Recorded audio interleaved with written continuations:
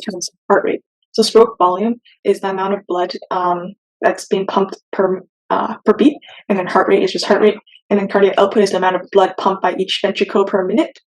And then preload is the filling of the heart, and contractility, that depends on the preload. So what I like to think about is a rubber band. Like the more you stretch that rubber band, or like a slingshot, like the more you stretch, the stronger like the force, right? So that's what contractility and preload, that relationship. And then afterload is the ejection, so the amount of force that the heart, the left ventricle needs to overcome to pump the blood. So like if there's like more vasoconstriction, then there's more resistance. So with preload, increased preload increases cardiac output. Increased contractility increases cardiac output. However, increased afterload decreases cardiac output.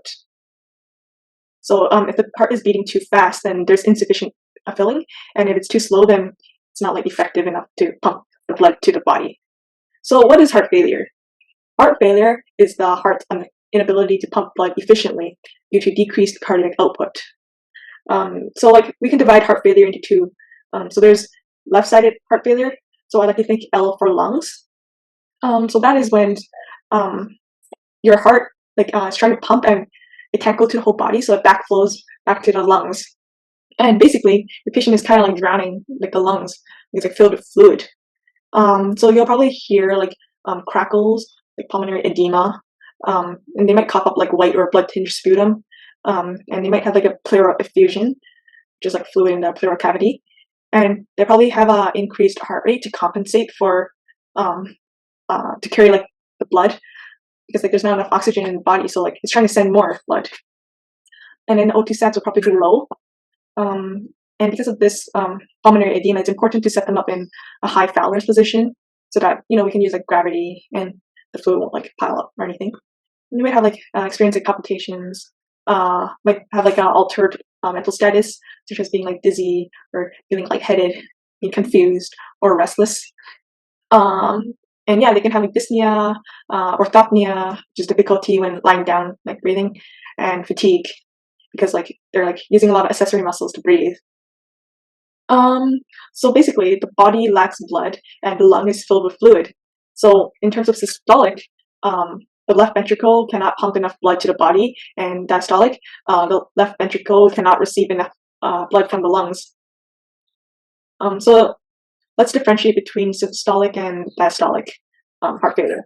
So systolic, that is a pumping problem, and that's the most common in heart failure.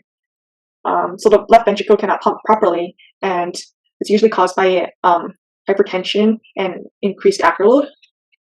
So hypertension, excessive workload, and then maybe like a weakened heart, so like decreased contractility or cardiomyopathy, and then myocardial damage, so tissue might die because of like a heart attack or atherosclerosis, like CAD and stuff, and maybe because of like arrhythmias, like the heart is just not pumping well.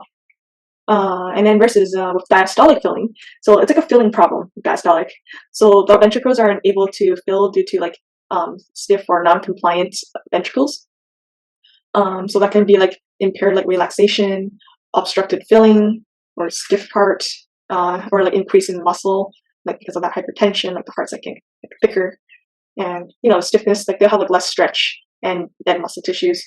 So in terms of labs, systolic, the ejection fraction will be low, and then the BNP, that will be high when it's stretched too much. And then with diastolic, like the stroke volume is decreased, so the ejection fraction might look normal because like there's like less space for the blood. So just think of like that little psychology thing where like they show children like these large like cup put into like a smaller cup, and then they think it's like the same amount. Like it's a bad idea. So what is ejection factor? That's the amount of blood ejected per like heartbeat. And then let's go with right-sided heart failure. So think of rest of the body. So what happens is the blood, it fills the body fills with the blood, and then the lungs, they don't oxygenate enough blood. And then if it's systolic, then the right ventricle doesn't pump enough blood to the lungs, and diastolic, the right ventricle doesn't accept enough blood from the body. So in terms of the symptoms, you'll probably see like peripheral edema, and organ edema, such as like hepatomegaly, or like just like enlargement of the liver, spleen, and maybe ascites. Like fluid can go to the peritoneal cavity, and then with all this like extra fluid, they're gonna have like weight gain, and probably have like jugular vein distension and nocturia, so like peeing more at night. So some compensatory responses to heart failure, so that would include sympathetic nervous system activation, so like increased heart rate and contractility, and activation of the RAS system, and so that increases like the preload, and then myocardial remodeling, so hypertrophy. So with like sympathetic nervous system activation, that would be like the heart is like regulated by the automatic nervous system. So basically, your brain is telling it to like pump faster and like contract more, so that we can compensate and have like an increased cardiac output. But eventually, like your heart is already failing, so like your heart, it can't handle this, right?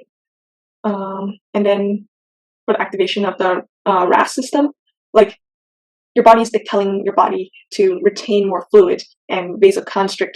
So that's gonna increase the preload, and increasing the preload, like it's just trying to increase the cardiac output. But the problem is it's not gonna be able to contract enough, like hard enough. And then with myocardial remodeling, like muscle might be like weakened or stretched out or like thicker or anything. Yeah, so that's what happens. So in terms of like management, they can take like medications and stuff. So with self-management, they can reduce their sodium intake, fluid restrictions, increasing like activity as tolerated, blood pressure monitoring, and daily weight, to make sure like they're not retaining too much like fluids in their body. And then in terms of nursing, we can give like medications and monitor the labs such as sodium, potassium, CBC, and BNP, and monitor O2 sats, daily weight, because like they might be getting stuff like Lasix and stuff, or just to see how that edema is. And then sodium restriction diet, encourage mobility, monitoring the lung sounds, make sure there's like no crackles or anything, and monitor and evaluate the edema, whether it's peripheral or pulmonary. And we can monitor, we can like educate the patient and family with like home supports, smoking cessation, and exercise. And then heart failure severity can be classified into like 1 to 4. So class 1 is like you're functioning well, like it's not impairing your physical activity. And then class 2 is like when you get like fatigue with just ordinary physical activity. Class 3 is when you're comfortable at rest, but when you have like less than ordinary activity, this causes like fatigue. And class 4 is like fatigue at rest, and yeah, like you don't really have much physical activity.